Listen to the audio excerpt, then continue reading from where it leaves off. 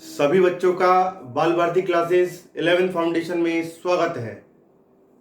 प्यारे बच्चों, पिछले वीडियो लेक्चर में हमने बात की थी शक्ति तथा शक्ति का संबंध हमने पढ़ा था बल तथा वेग के साथ कि यदि किसी कण पर F बल लगाया जाए और वह कण v वेग से गति करे तो इस दौरान कण पर आरोपित बल की शक्ति होती है P बराबर F v cos थीटा। और इससे संबंधित हमने कुछ प्रश्नों पर भी चर्चा की थी। आज हम बात करने जा रहे हैं सर्कुलर मोशन की, जिसे हम कहते हैं वृत्तीय गति।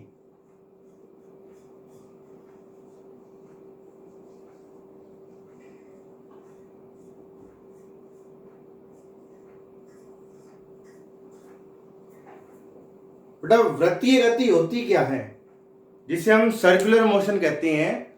वृत्तीय गति का मतलब होता है वृत्ताकार पथ पर गति। क्या होता है वृत्तीय गति का मतलब?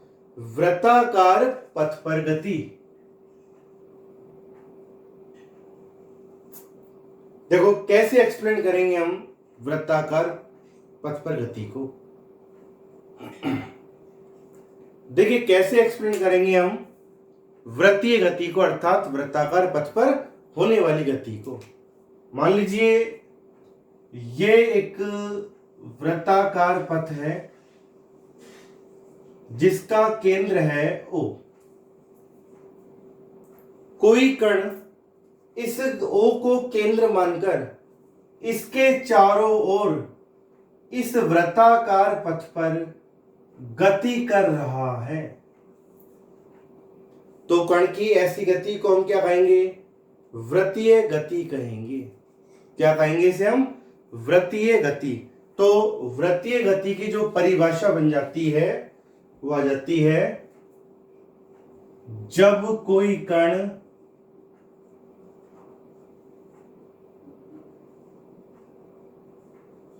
किसी बिंदु को केंद्र मानकर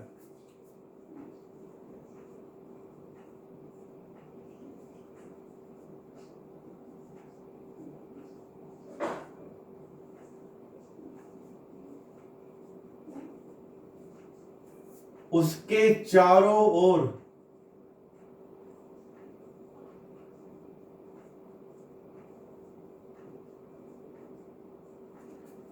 वृत्ताकार पथ पर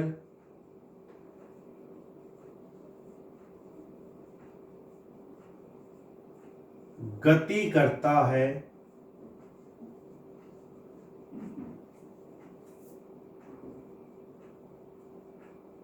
तो ऐसी गति को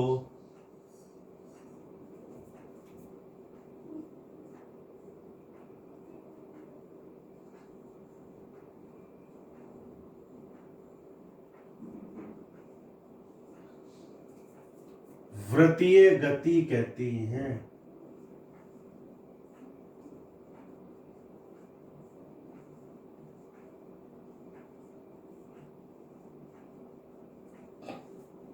क्या हो जाती है वृत्तीय गति? कि जब कोई कण किसी बिंदु को केंद्र मानकर उसके चारों ओर वृत्ताकार पथ पर गति करता है तो कण की ऐसी गति को हम कहते हैं वृत्तीय गति। क्या कहते हैं इसे हम? वृत्तीय गति कहते हैं। अब वृत्तीय गति भी दो प्रकार की होती है।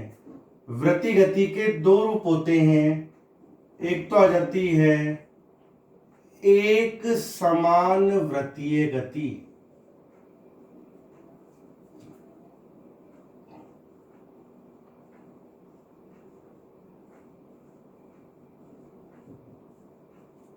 और दूसरा आ जाता है असमान वृत्तीय गति।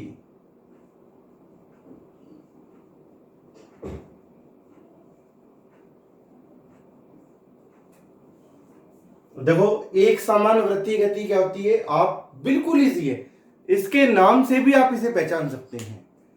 एक समान वृत्तीय गति कि जब कोई कण किसी बिंदु को केंद्र मानकर उसके चारों ओर कैसे पथ पर, वृत्ताकार पथ पर एक समान चाल से गति करता है, तो कण की ऐसी गति को वृत्तीय गति कहेंगे। पर वह वृत्तीय गति कैसी होगी? एक समान होगी। कैसी होगी वह वृत्तीय गति? एक समान होगी।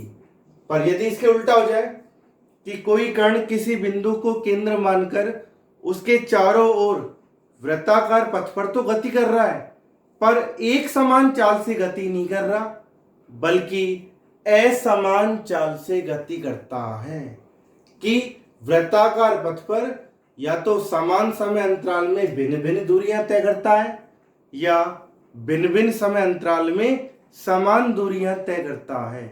तो कण की ऐसी गति को हम क्या कहते हैं? असमान वृत्तीय गति कहते हैं। तो यदि हम पहले बात करें ना एक समान वृत्तीय गति, तो एक समान वृत्तीय गति में आ जाता है जब कोई कण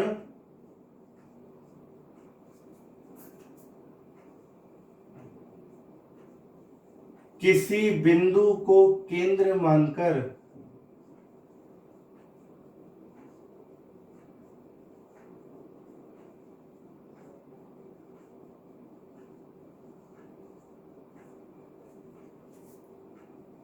इसके चारों ओर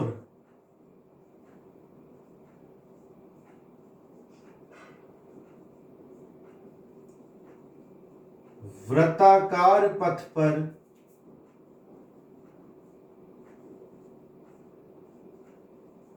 एक समान चाल से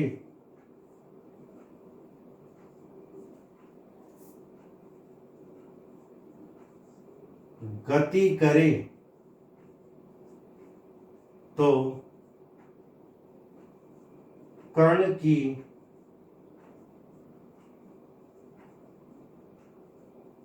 ऐसी गति को एक समान वृत्तीय गति कहते हैं।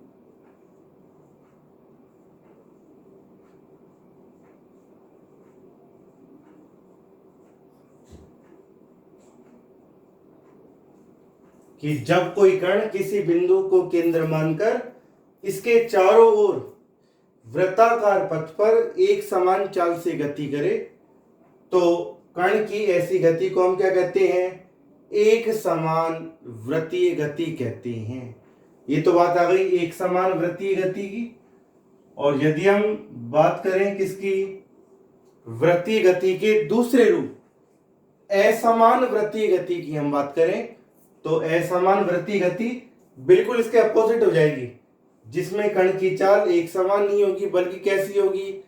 असमान होगी। तो हम लिखेंगे जब कोई कण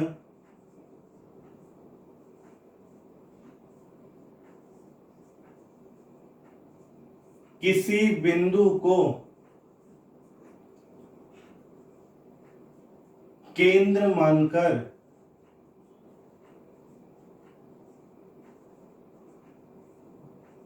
इसके चारों ओर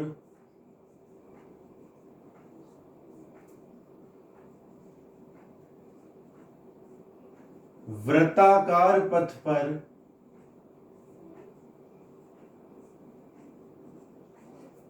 असमान चाल से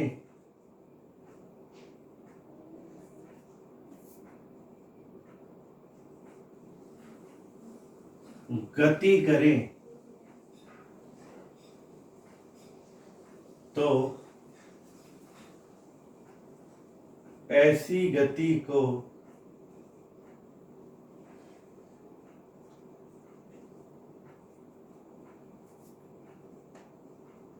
कण की असमान वृत्तीय गति कहते हैं।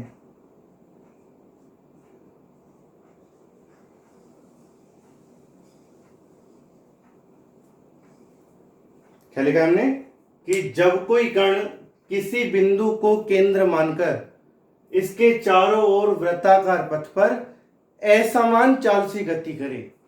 कि कण की चाल एक समान नहीं होनी चाहिए, कि या तो वह समान समय अंतराल में भिन्न भिन्न दूरियां तय कर रहा हो या भिन्न भिन्न समय अंतराल में समान दूरियां तय कर रहा हो, अर्थात असमान चाल से गति कर रहा हो। तो ऐसी गति को हम कहते हैं असमान वृत्तीय गति। वृत्तीय गति इसलिए क्योंकि वृत्ताकार पथ पर ही हो रही है, पर असमान चाल से हो रही है, इसलिए ऐसी गति को हम कह रहे हैं असमान वृत्तीय गति। एक बार हम फिर से रिपीट कर रहे हैं। आज हम चर्चा कर रहे हैं वृत्तीय गति पर। किस पर हम बात कर रहे हैं? वृत्तीय गति पर। वृत्तीय गति होती क्या है? जब कोई कण किसी बिंदु को केंद्र मानकर इसके चारों ओर वृत्ताकार पथ पर गति करता है, तो कण की ऐसी गति को हम कहते हैं वृत्तीय गति। अर्थात किसी बिंदु को केंद्र मानकर इसके चारों ओर वृत्ताकार पथ पर गति करना वृत्तीय गति कहलाती है। क्लियर? अब वृत्तीय गति दो प्रकार की होती है। एक तो होता है एक समान वृत्तीय गति, दूसरा असमान वृत्तीय गति। एक समान वृत्तीय गति क्या होती है? वृत्ताकार पथ पर ही है, पर उसकी कण की चाल कैसी होगी? एक समान।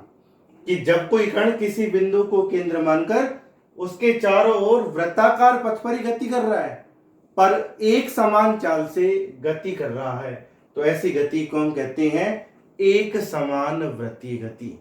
क्या कहते हैं इसे हम? एक समान वृत्तीय गति। पर यदि ऐसा हो जाए कण किसी बिंदु को केंद्र मानकर उसके चारों ओर वृत्ताकार पथ पर गति तो कर रहा है, पर कैसी चाल से? असमान चाल से गति कर रहा है।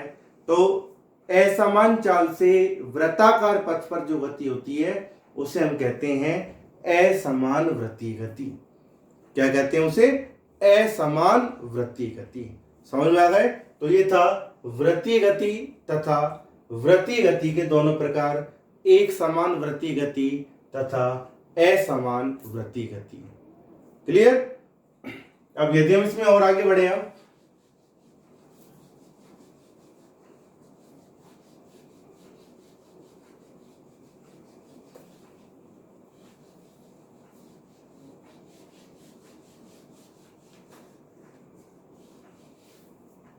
यदि हम पढ़ें वृत्तीय गति से संबंधित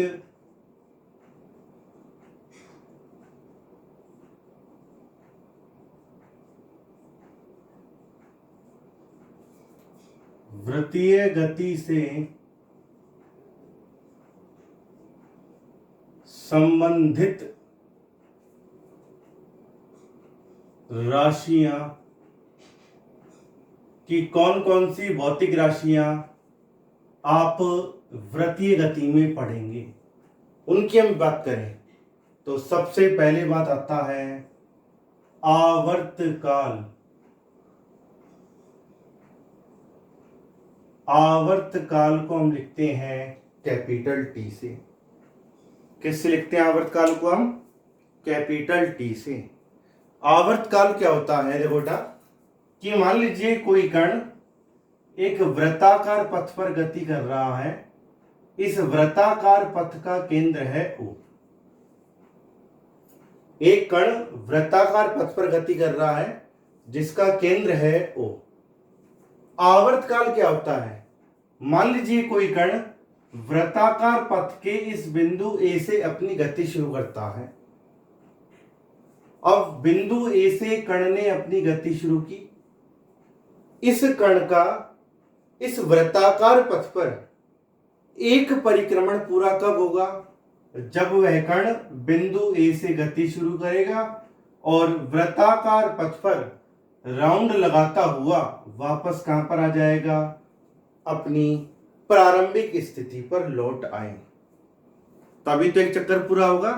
कण ने जिस स्थिति से अपनी गति प्रारंभ की है, कौन से पथ पर?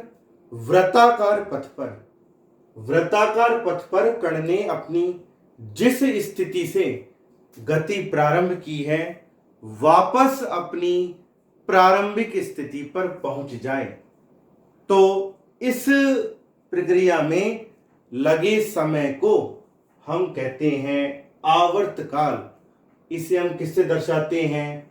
कैपिटल टी से। वृत्तीय गति में आवर्तकाल क्या होता है, इसका बिल्कुल इसी तरीका एक्सप्लेन करने का।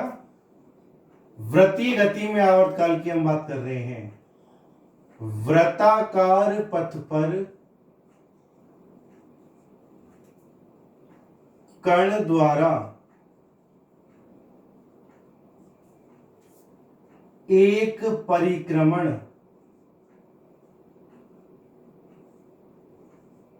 पूरा करने में लगे समय को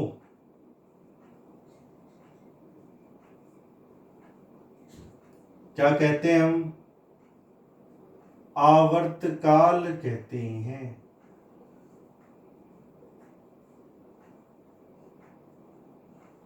कि कोई कण वृत्ताकार पथ पर गति कर रहा है।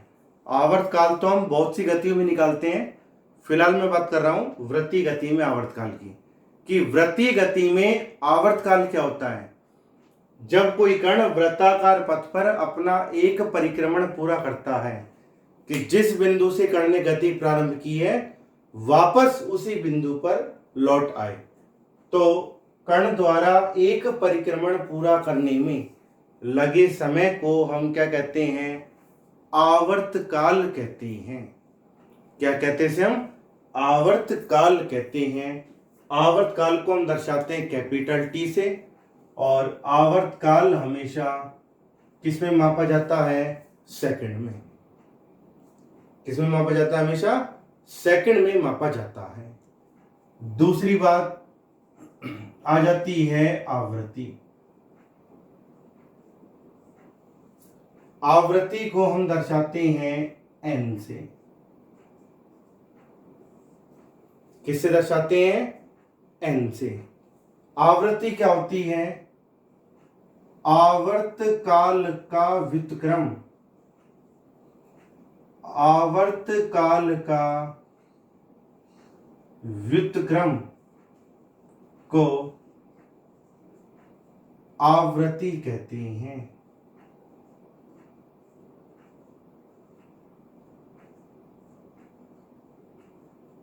आवर्तकाल के व्युत्क्रम को हम क्या कहते हैं? आवृत्ति कहते हैं। n बराबर होता है 1/t। आवर्तकाल का व्युत्क्रम आवृत्ति कहलाता है। इसे हम दर्शाते हैं n से। n बराबर होता है 1/T। तो इसका मात्रक क्या होगा आवृत्ति का? आवर्तकाल का मात्रक सेकंड, तो क्या हो जाएगा? 1/सेकंड, या इसे हम कहते हैं हर्ट्ज कहते हैं। आवृत्ति के इस मात्रक को 1/सेकंड को हम क्या कहते हैं? हर्ट्ज कहते हैं। और हर्ट्ज को हम लिखते हैं Hz से। अब ये आवृत्ति दर्शा किसे रही है? जैसे हमने कहा ना आवर्तकाल, आवर्तकाल तो दर्शा रहा है एक परिक्रमण पूरा करने में लगे समय को। आवृत्ति को हमने कह दिया आवृत्ति होती है 1/आवर्तकाल, कि आवर्तकाल के व्युत्क्रम को हम आवृत्ति कहते हैं। पर आवृत्ति दर्शा किसे रही है, ये भी तो बात आती है कि व्यक्त किसे कर रही है आवृत्ति। देखो, यदि किसी कण का मान लीजिए आवर्तकाल कितना है? Capital T. आवर्तकाल का मतलब एक चक्कर लगाने में लगा समय। तो मान लो मैं आपसे कह दूं किसी कण का आवर्तकाल कैपिटल टी है, तो आवर्तकाल कैपिटल टी होने का मतलब है कैपिटल टी सेकंड में कण कितना चक्कर लगाएगा? एक। कैपिटल टी सेकंड में कण कितना चक्कर लगाएगा? एक। क्योंकि एक चक्कर में लगे समय को तो हम कह रहे हैं आवर्तकाल। तो आवर्तकाल कैपिटल टी है, तो इसका मतलब है कैपिटल टी सेकंड में कण चक्कर लगाएगा एक। यही होगा। तो एक सेकंड में कितना चक्कर लगाएगा? 1/t। तो समझ गए आप आवृत्ति का मतलब क्या होता है? 1/आवर्तकाल। और ये किसे दर्शाती है? कण द्वारा एक सेकंड में लगाए गए चक्करों की संख्या को। उल्टा मत पड़ जाना। आवर्तकाल का मतलब होता है एक चक्कर में लगा समय, और आवृत्ति का मतलब होता है 1 सेकंड में लगाए गए चक्करों की संख्या। 1 सेकंड बोल दो या प्रति सेकंड बोल दो, तो आवृत्ति का मतलब होता है प्रति सेकंड, यानी कि 1 सेकंड में प्रति सेकंड कण द्वारा लगाए गए चक्करों की संख्या।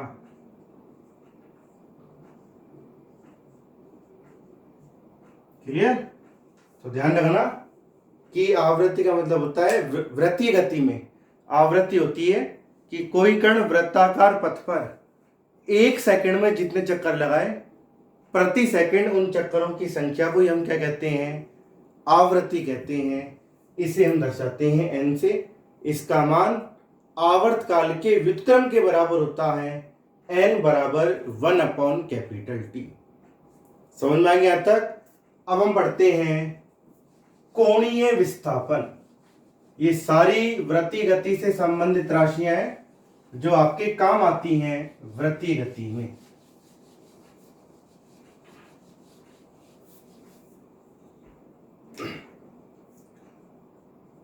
कोणीय विस्थापन,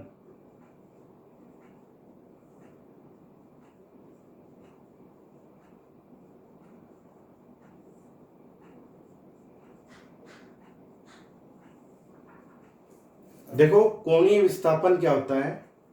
कोणीय विस्थापन को हम दर्शाते हैं थीटा से। किससे दर्शाते हैं कोणीय विस्थापन को हम? थीटा से। देखो बेटा, बिल्कुल इजी कोणीय विस्थापन को समझना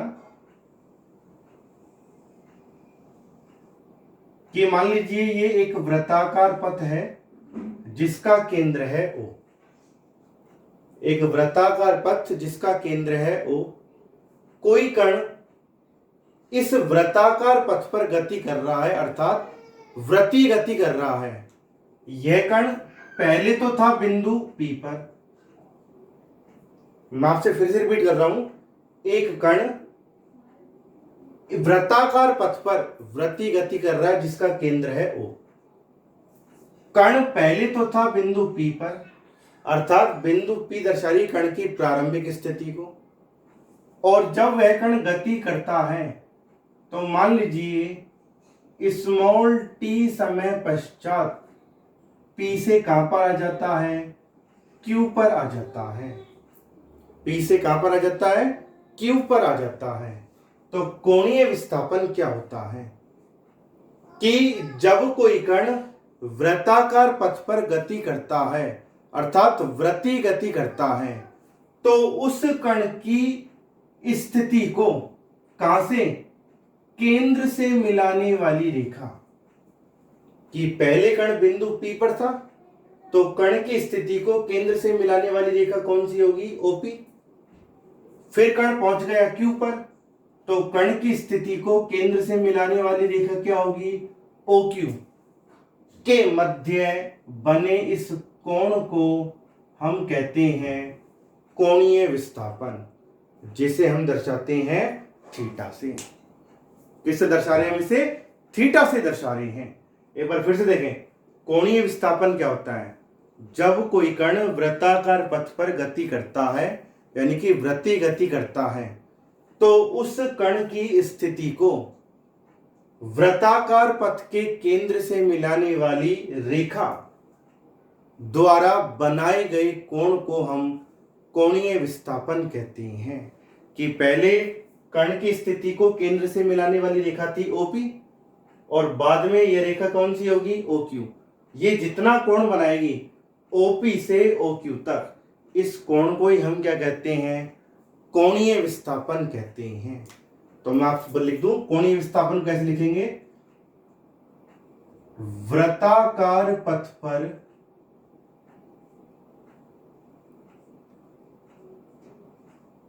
कण की स्थिति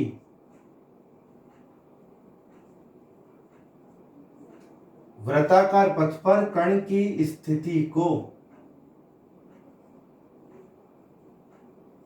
केंद्र से मिलाने वाली रेखा द्वारा बनाए गए कोण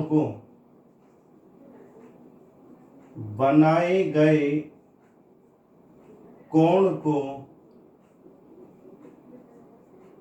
कोणीय विस्थापन कहते हैं। कोणीय विस्थापन थीटा कहते हैं। फिर से ध्यान रखना बेटा ये कि कण वृत्ताकार पथ पर गति कर रहा है, तो वृत्ताकार पथ पर गति कर रहे उस कण की स्थिति कहीं पर भी हो, उसकी स्थिति को केंद्र से मिलाने वाली रेखा द्वारा जितना भी कोण बनेगा उस कोण को हम कहते हैं कोणीय विस्थापन कहते हैं।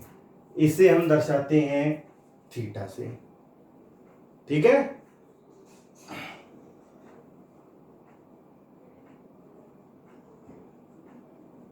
इसका जो मात्रक होगा हमेशा ध्यान रहे, इसका मात्रक सदैव रेडियन होता है। अब ऐसा मत कर देना कि कोण का मात्रक है लिख दें डिग्री, नहीं, कोणीय विस्थापन का मात्रक हमेशा कितना होता है, रेडियन होता है। भले ही आपको कोण डिग्री में दे रखा हो तो उसको रेडियन में चेंज करने का तरीका होता है पाई बटा 180 से गुणा कर दो, तो डिग्री वाला जो कोण होगा वह किस में चेंज हो जाएगा, रेडियन में। जैसे मान लो मैं आपसे कह दूं ये एक वृत्ताकार पथ है, ये वृत्ताकार पथ का केंद्र है O। कोई कण जब इस वृत्ताकार पथ पर गति करेगा तो हर एक चौथाई, जैसे एक चौथाई चक्कर है ये बिंदु A से लेकर B तक, इस एक चौथाई चक्कर में देखो आप कण की स्थिति को केंद्र से मिलाने वाली जो रेखाएं हैं वो कितना कोण बना रही हैं, 90 डिग्री। एक चौथाई चक्कर में कितना कोण बनेगा, थीटा बराबर 90 डिग्री। इसको रेडियन में चेंज करो, किससे गुणा कर देंगे, पाई बटा 180 से, तो क्या जाएगा पाई बाई 2 रेडियन। तो हमेशा ध्यान रखना कोणीय विस्थापन कभी भी रेडियन में नहीं, कोणीय विस्थापन कभी भी डिग्री में नहीं व्यक्त किया जाता, हमेशा रेडियन में ही प्रदर्शित किया जाता है। और इसे रेडियन में प्रदर्शित करने का तरीका होता है किससे गुणा कर दो, पाई बटा 180 से। एक चौथाई चक्कर में कोणीय विस्थापन कितना होता है, 90 डिग्री। रेडियन में चेंज करोगे कितना लिखोगे, पाई बाई 2 रेडियन। आधे चक्कर की हम बात करें तो आधे चक्कर में जो कोणीय विस्थापन होगा वह कितना होगा, 180 डिग्री। तो इसको रेडियन में चेंज कर देना, 180 डिग्री तो आई पाई बटा 180 से गुणा कर दो, तो कितना जाएगा पाई रेडियन। और यदि हम पूरे एक चक्कर की बात करें तो पूरे एक चक्कर में कितना कोण बनता है, 360 डिग्री। तो 360 डिग्री का जब कोण बनेगा तो इसको कोणीय विस्थापन में चेंज कर दो, पाई बटा 180 से गुणा कर देंगे, 2 बार घट जाएगा, कितना हो जाएगा 2 पाई रेडियन। तो हमेशा ध्यान रखना वृत्ताकार पथ पर एक चक्कर का कुल कोणीय विस्थापन कितना होता है, 2 पाई रेडियन।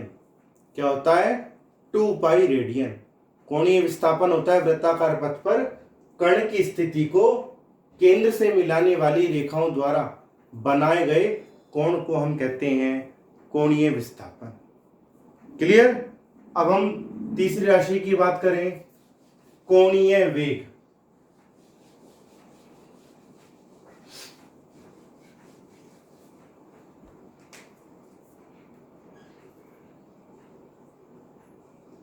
कोणीय वेग, कोणीय वेग को हम लिखते हैं ओमेगा से। ये सिंबल होता है बेटा कोणीय वेग का, जिसे हम कहते हैं ओमेगा।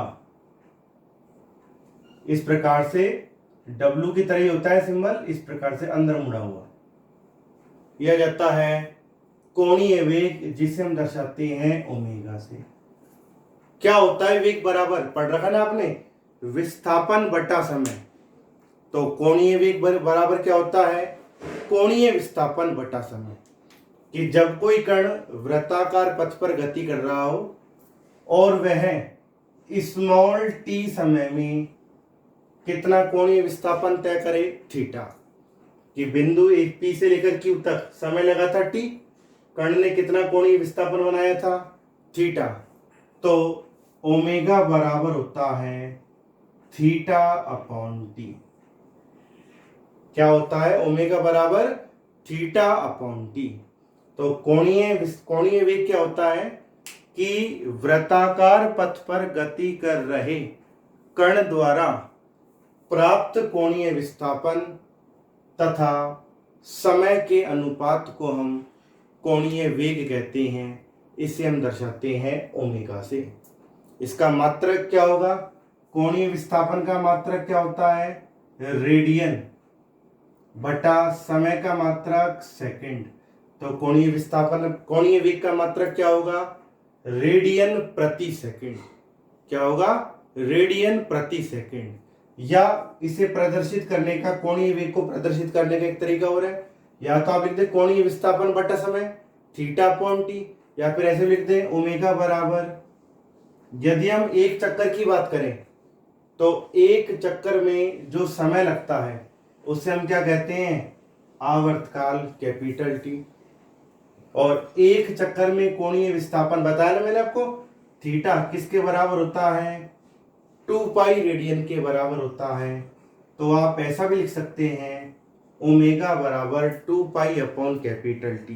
क्योंकि आप जानते हैं एक चक्कर का कोणीय विस्थापन होता है 2 पाई रेडियन, और एक चक्कर में लगे समय को हम कहते हैं आवर्तकाल। तो कोणीय विस्थापन बटा समय। तो कोणीय वेग की कैलकुलेशन आप कैसे कर सकते हैं, या तो लिख दें ओमेगा बराबर थीटा अपॉन टी, जब आपको कोणीय विस्थापन और समय दे रखा हो तो आप लिख सकते हैं ओमेगा बराबर थीटा अपॉन टी। या फिर ऐसा लिख सकते हैं, यदि आपको दे रखा हो वृत्ताकार पथ पर गति कर रहे कण का आवर्तकाल इतना है कैपिटल टी, तो भी आप निकाल सकते हैं कोणीय वेग ओमेगा बराबर कितना होगा, 2 पाई अपॉन कैपिटल टी। इसका मात्रक क्या होगा, रेडियन प्रति सेकंड। क्या होगा, रेडियन प्रति सेकंड। समझ में आ गया तक।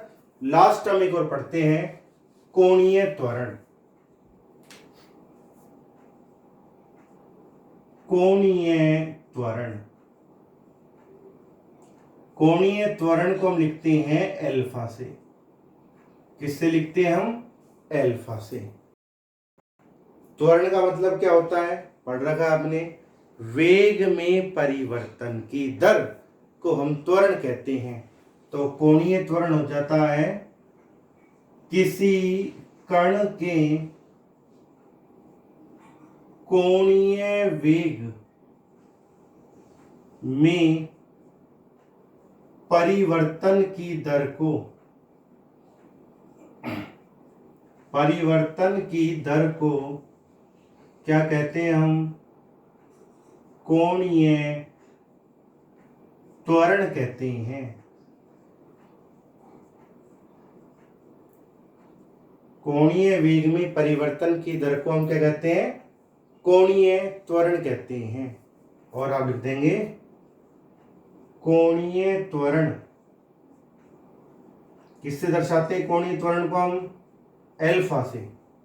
किसके बराबर होता है, कोणीय वेग में परिवर्तन की दर के, अर्थात कोणीय वेग में परिवर्तन, और हमें दर निकालनी है ना इसकी, तो दर निकालने के लिए किसका भाग लगा देंगे, समय का।